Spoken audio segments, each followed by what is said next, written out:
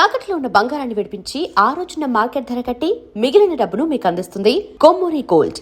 నమస్కారం, welcome to I dream. ధర్మ మార్గం విత్ విజిత కార్యక్రమానికి స్వాగతం.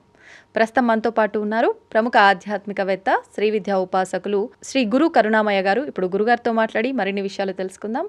ముఖ్యంగా మనకు ఎన్నెన్నో సందేహాలు ఉంటూ ఉంటాయి, వాటి గురించి సవివరంగా తెలుసుకునే ప్రయత్నం చేద్దాం. నమస్కారం గురుగారు. నమస్కారం గురుగారు, మరికొద్ది రోజుల్లో మహాశివరాత్రి రాబోతోంది.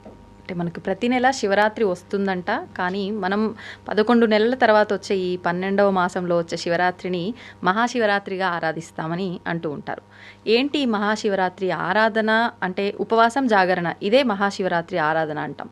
కొన్ని పండుగలు గురుగారు మనం పగటి సమయంలో మాత్రమే చేస్తాం, కానీ ఈ శివరాత్రి విషయానికి వచ్చేసరికి మనం రాత్రికే ఎక్కువగా కూడా మనం ప్రాధాన్యత ఇస్తూ ఉంటాం.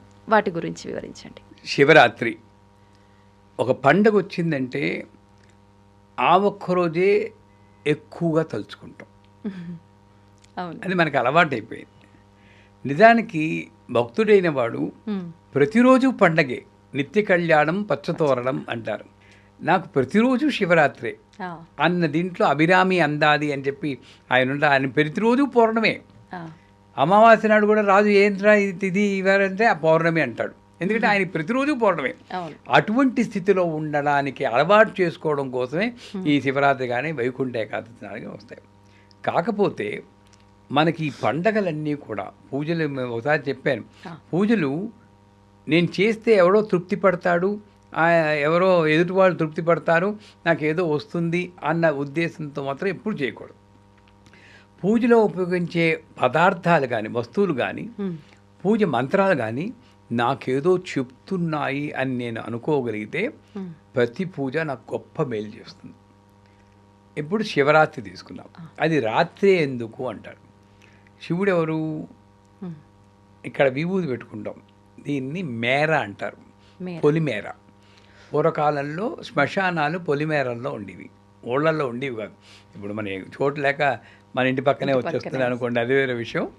ఇక్కడ నేను విభూతి పెట్టుకుంటే నాకు విభూతి ద్వారా ఒరే నువ్వు ఎప్పటికైనా బూడిద అవుతారో అని గుర్తు చేస్తానికే నేను విభూతి పెట్టుకుంటున్నాను. అంటే శివుడి విభూతి నేను పట్టుకుని విభూతితో శంచమే, మైత్యమే, ప్రంచమే, కామత్యమే అని నేను చెప్తున్నప్పుడు నాకు ఇది దృష్టి తోచాలి. అంత్యంగా ఇదే, దీనికోసం ఇంత తాపత్రయం అవకాలేదు, శరణాగతి పొందాలి అని నేను అనుకోవాలి. అంచేత రాత్రి అంటే ఎండ్ పాయింట్, అంటే మన లైఫ్లో ఎండ్ పాయింట్ అది. మనం కూడా రాత్రి పడుకుంటాం. ప్రతి నిద్ర ఒక మరణం, ప్రతి మెలకు ఒక జననం అంటాడు. నిద్రలో మీరు కాదు కదండి, మీరు ఆడా మగ ఏం కాదు, అసలు ఐడెంటిటీ లేదు. అంచేత శివరాత్రి అంటే ఎండ్ పాయింట్లో వచ్చేటువంటి జ్ఞానోదయ సమయం, లింగోద్భవ కాలం అంటారు. ఇకపోతే శివరాత్రి నాడు ఉపవాసం ఉండాలి, జాగరణ ఉండాలి, అది మనందరికీ తెలుసు. నా చిన్నప్పుడు, ఇప్పుడు మానేశారు కానీ నా చిన్నప్పుడు ఒక టికెట్కి 3 సినిమాలు చూపించేవాడు శివరాత్రి నాడు, తెలుసా? ఇప్పుడు లేవు. ఆ ఒక టికెట్ కొనుక్కోవడం, 3 సినిమాలు చూడడం, ఆహా జాగరణ అయిపోయింది. లేదా ఇవి ఆడివాడు కూడా కొంతమంది ఉన్నారు, లేదా ఇలా కళ్ళు ఉలుకుని నీళ్లు పోసేసుకుని టీలు తాగేసి జాగరణ. అసలు ఇదా నేను చేయాల్సిన జాగరణ అని నేను ఆలోచించాను. శివరాత్రి అన్నది కేవలం రాత్రి పండగే అయినా సరే పొగల్లుండి రాత్రి దాకా శివనామస్మరణం చేయాలంటుంది. ఓం నమ శివాయ, ఓం నమ శివాయ, ఓం నమ శివాయ, ఓం నమ శివాయ. నిన్నెవడూ రాత్రంతా జాగరణ చేయమని నీకు చెప్పలేదు. నీకు ఎంతసేపు నీకు ఓపిక ఉంటుందో నువ్వు కసిగా ప్రయత్నించు. ఎందుకంటే ఈ జాగరణ రేపు ఎప్పుడైనా నీకు ఉపయోగపడుతుంది. ఏ పూలో తరుముతూ వచ్చిందనుకో, రాజమండ్రిలో మన పూలు వచ్చిందని ఇవాళ పేపర్లో చదివాం, కాలేజీల్లోకి వచ్చేస్తూ ఉంటాం. అప్పుడు ఏ చెట్టు ఎక్కుతావు, చెట్టు ఎక్కి కూర్చుంటాం, పులి కిందనే ఉంటుంది, రాత్రి అవుతుంది, నిద్ర వచ్చేసింది అనుకోండి పడిపోతే, అప్పుడు ఈ శివరాత్రి జాగరణ నీకు ఉపయోగపడుతుంది. అలవాటు పడ్డావు కాబట్టి అందుకోసం జాగరణ వచ్చి ఉండొచ్చు. ఓం నమ శివ, ఓం నమ శివ అంటే ఇప్పుడు కొమ్మ మీద కూర్చో. ఆ రకంగా భావిస్తూ నువ్వు ఎంత చేయగలిగితే అంతే చేయి. ఫోర్స్ చేసుకుని రాత్రంతా మేలుకోవాలి అన్న ఎవ్వడూ చెప్పట్లేదు. నా శక్త్యానుసారం 12 దాకా మేలుకోను, కానీ ఎలా మేలుకున్నావు అది ముఖ్యం. మేము మా పీఠంలో అయితే చక్కగా ఏకాదశ రుద్రాభిషేకం చేస్తాం. ఏ 8 మొదలెడతాం. తెల్లారు వెళ్ళిపోతుంది. ఓ యాక్షన్లో ఉంటాం కాబట్టి పెద్దగా నిద్ర నిద్ర రాదు. రాదు. రుద్రం చెప్పుకుంటూ ఉంటాం కాబట్టి అలాగే ఎలాగో ఒకలాగా భగవన్నామ స్మరణతో చేసి జాగరణే నీకు పనికొస్తుంది కానీ మిగతా ఏ జాగరణ నీకు. ఇక పోతే ఉపవాసము అంటే నేను చాలాసార్లు చెప్పాను. ఉప అంటే దగ్గర, వాసం అంటే ఉండడం. ఆ రోజంతా కూడా భగవంతుని తలుచుకుంటూ ఉండాలి కానీ ఉప్పుడు పిండిని, పళ్ళు, అరటి పళ్ళు, కొబ్బరికాయలు అని అది ఒంటింటికి దగ్గరగా ఉండడం. ఇది అమ్మవారి దగ్గర ఉండడం కాదు. అంచేత నువ్వు అంతగా తినాలనుకో, ఉప్పుడు పిండి తినే ఏం కొబ్బలు మునిపోవు. ఆయన నీకు ఫైన్ వేయడు. అంచుకుంటే మంచిదే, జిహ్వా కంట్రోల్లో ఉండడం మంచిదే, నిగ్రహ. ఒక్కవేళ నాకు డయాబెటిక్, నేను అన్నం మానేస్తే షుగర్ పడిపోతుంది. కానీ శివరాత్రి నాడు ఎంత మానినా పడదండోయ్, అది వేరే విషయం.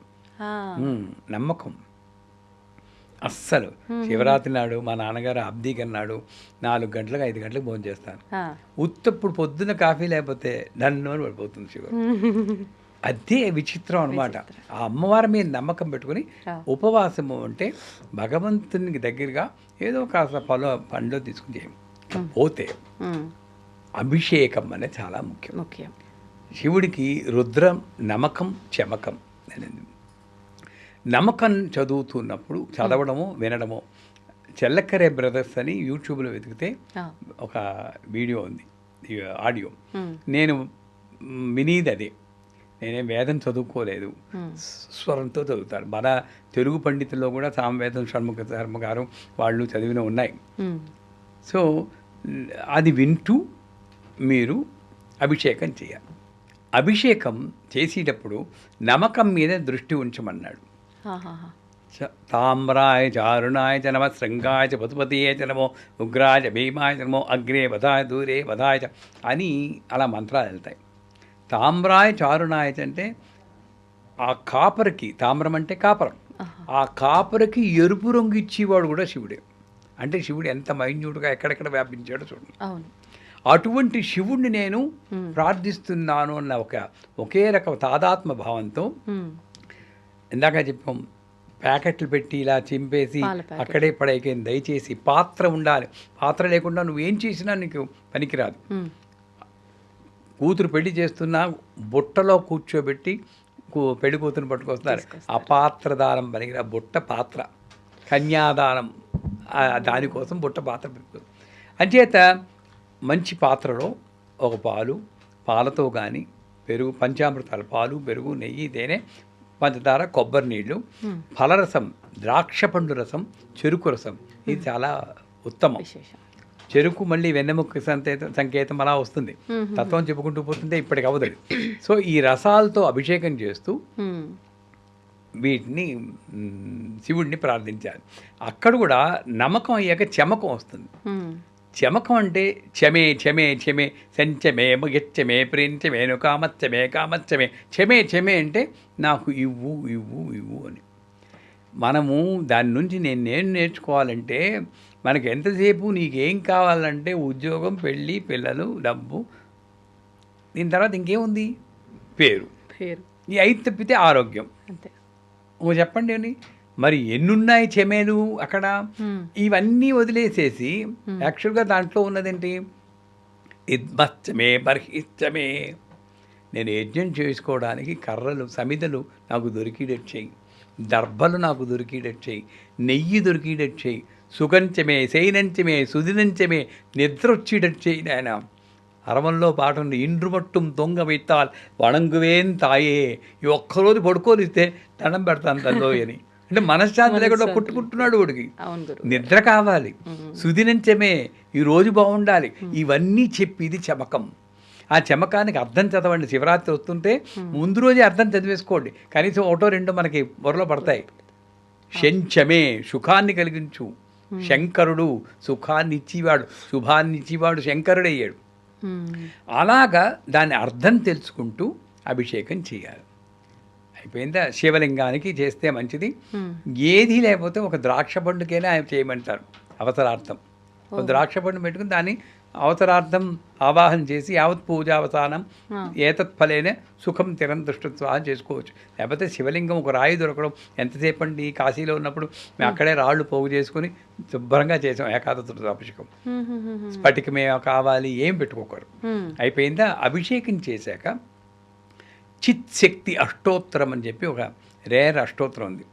భూరూప సకలాధారాయ నమః, ఓం నమః శివాయ అని ప్రపంచంలో ఉన్న ప్రకృతి శక్తులన్నింటినీ వర్ణిస్తూ గొప్ప అష్టోత్తరం.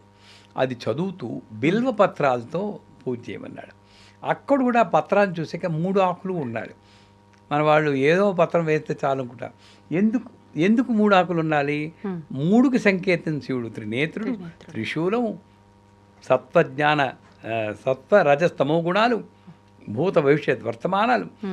ఏది తీసుకున్నా 3 ఉన్నవాడు శివుడే అనుకుంటూ ఆ శివాయ అక్కడ చేయడం కూడా ఇలా చేయాలి భక్తితో. చిత్శక్తి అష్టోత్తరం.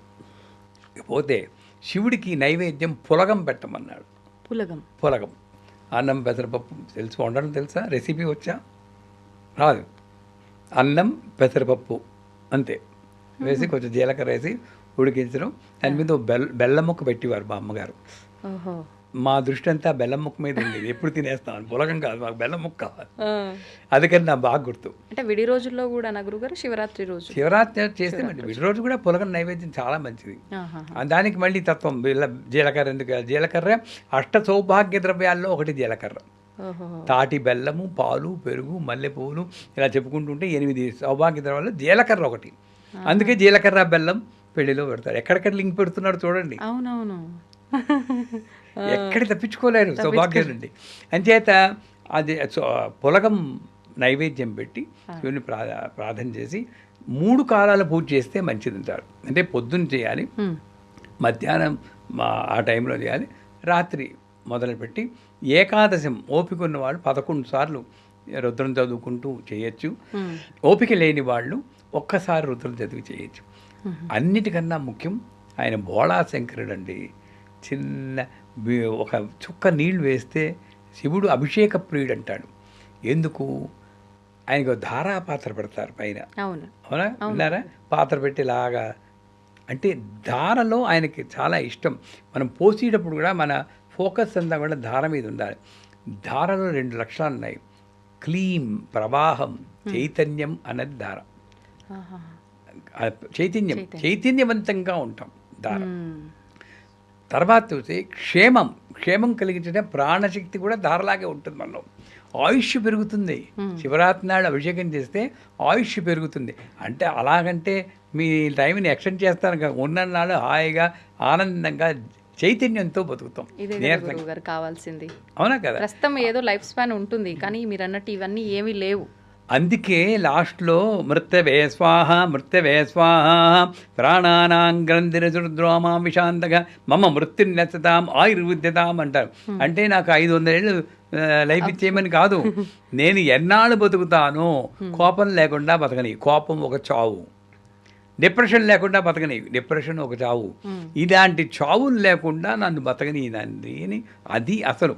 అంచేత ఆ రకంగా పూజ చేసి 3 కాలాల పూజ చేసి పులగం నైవేద్యం పెట్టుకుని ఓం నమ శివాయ మంత్రంతో మీరు ఆ రోజంతా గడిపితే శివరాత్రి ఇది చేస్తే ఏమొస్తుంది అంటే, ఇదిగో ఈ జ్ఞానాన్ని మీరు సంపాదించుకోవాలి. విభూతి నుండి ఒక జ్ఞానం, బిలపత్రం నుండి ఒక జ్ఞానం, అభిషేకం చేస్తున్నప్పుడు ఒక జ్ఞానం, ఇలా ప్రతిదాని నుండి ఒక్కొక్క జ్ఞాన సంకేతంగా శివుడు జ్ఞాన సంకేతం. ఇప్పుడు ఏదో పురాణం చెప్తారు కదా, నాకు కరెక్ట్గా పురాణాలు తెలియవు. శివుడి యొక్క మూలము, ఆది మూలము, అంతము వెతుక్కోవడానికి విష్ణువు లోపలికి వెళ్ళాడు, బ్రహ్మ పైకి వెళ్ళాడు అన్నారు. బ్రహ్మ అహంకారంతో ఉన్నారు కాబట్టి ఆయనకి గుడి లేదు, విష్ణువు లోపలికి వెళ్ళాడు కాబట్టి ఆయన ఉత్తముడై, ఇవన్నీ చెప్పుకుంటారు. ఇవన్నీ మనం వెతిగా చూసుకోకుండా ఈ శివరాత్రి అన్నది ఒక జ్ఞానానికి సంకేతంగా చూడాలి. ఇప్పుడైనా సరే, అసలు రాత్రి ఎప్పుడో వస్తుంది, లాస్ట్ రాత్రి, ఇప్పుడైనా సరే శివరాత్రిని ఉపయోగించి అసలు భగవంతుడు అంటే ఎవరు, శివుడు అంటే ఎవరు అన్నది గ్రహించి నేను కానీ పూజ చేయగలిగితే ప్రతిరోజు ఒక శివరాత్రి. అందుకే మాస శివరాత్రిని కూడా పెట్టారు, అది ఎవరు పాటించడం లేదు. నన్ను అడిగితే ప్రతి రాత్రి ఒక శివరాత్రి జాగరణ అంటారు, మేలుకుని ఉంటాను. అంటే ఆ పదం అందుకని వచ్చిందన్నమాట. సో ఈ రకంగా చేస్తే మనకి ఏది కావాలో అది తప్పకుండా అందుతుంది. గురుగారు ప్రతిరోజు శివరాత్రే కాదనం, కానీ పెద్దవాళ్ళు చెప్పే మాట జన్మకో శివరాత్రి అని. దీన్ని ఎలా తీసుకోవచ్చు అంటారు? ఎందుకని అంటే ప్రతి ఏడాది శివరాత్రి వస్తున్నప్పటికీ ఈ మాట ఎందుకు అనాల్సి వచ్చింది? అది కలోక్యుల్ అంటారు, నానుడిలో వచ్చింది. జన్మకో శివరాత్రి అంటే మామూలుగా జన్మలో ప్రతిరోజు నార్మల్ రోజే, శివరాత్రి నాడు మాత్రం స్పెషల్గా ఉంటాం. ఆ రోజు ఉపవాసం, జాగరణం అని. నా జన్మకో శివరాత్రి అంటే అప్పుడప్పుడు వచ్చేటువంటి శుభంగా ఏదైనా వస్తే, ఎవరైనా ఏదైనా పట్టుచీర కొనిచ్చారు అనుకోండి, మీకు ఆ జన్మకో శివరాత్రిని కొనిచ్చేవారు ఆయన అంటే అర్థం ఏమిటి? రోజుకు పట్టుచీర కొనివ్వరు, ఎప్పుడో ఒకసారి వస్తుంది.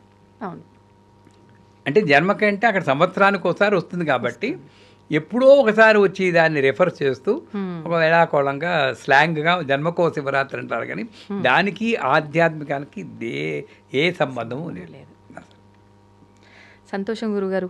ఎప్పటిలాగే మీరైతే అలా అలవోకగా నవ్విస్తూ చెప్పుకుంటూ వెళ్ళిపోతారు. నిజంగా అంటే చాలా సంతోషంగా అనిపించింది. అసలు ఇంత సమయం వచ్చినట్టు అనిపించలేదు, కానీ మిమ్మల్ని అయితే చాలా ఇబ్బంది పెట్టేసిన, చాలాసేపు కూర్చోబెట్టేసిన. అవకాశం ఉంటే మళ్ళీ కుదిరితే మీరు వెళ్ళేలోపు ఇంకొక తప్పకుండా 1 hour ఏమాత్రం అవకాశం ఉన్నా కూడా అది వస్తారు. ధన్యవాదాలు గురుగారు. నమస్కారం. And for more videos, Please subscribe to iDream. Please subscribe to iDream. Please subscribe iDream. And please subscribe to iDream.